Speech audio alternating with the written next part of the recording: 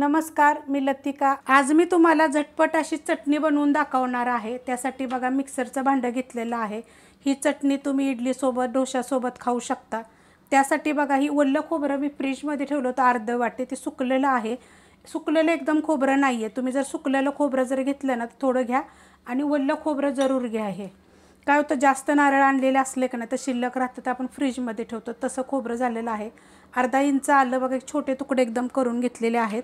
2 हिरव्या मिरच्या ह्या तिखटवाल्या आहेत, तुमच्या तिखटाप्रमाणे टाका। 4 पाकळ्या लसणाच्या आहेत। ह्याच्यामध्ये टाकणार आहे थोडीशी कोथिंबीर बारीक कापून घेतलेली आहे। तुमच्याकडे जर पुदिना असेल ना तर तुम्ही थोडासा पुदिना जरी टाकला तरी चालेल। थोडीशी साखर टाकणार आहे, छोटा अर्धा चमच्याला पण कमी अशी मी साखर घेतली होती। 1 चमचा जिरं टाकायचे आणि एकदम थोडंसं आपल्याला धने पावडर घेतलेली आहे, त्यात टाकायचे आपल्याला चवीप्रमाणे मीठ आणि हे मिक्सरला आपण फिरवून घेऊया।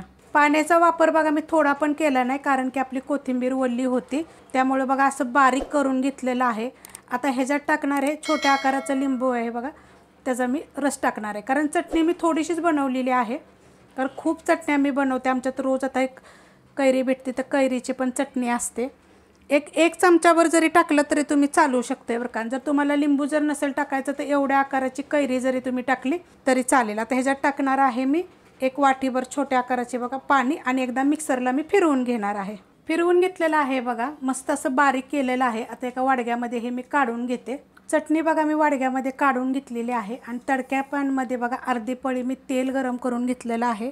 त्याच्यामध्ये टाकायचे आपल्याला मोहरी, त्याच्यामध्ये टाकायचे आपल्याला जिरं, त्यात टाकणार आहे मी कढीपत्ता, थोडीशी टाकणार आहे हिंग पावडर। ह्याच्यामध्ये 2-4 दाणे तुम्ही मेथीची जरी टाकले तरी चालू शकते। आणि आपण हा तडका ओतून घेऊया। मस्त सुगंध आलेला आहे आणि मिक्स करून घेऊया। मस्त असं बघा मिक्स केलेलं आहे। खूप चविष्ट अशी ही चटणी झालेली आहे। तुम्ही पराठ्यावर खा, इडली डोशावर कशावर बी खाऊ शकता। एकदम झटपट अशी दाखवलेली आहे। रेसिपी आवडली तर लाईक करा, सबस्क्राईब करा, कमेंट करा आणि शेअर बी करा।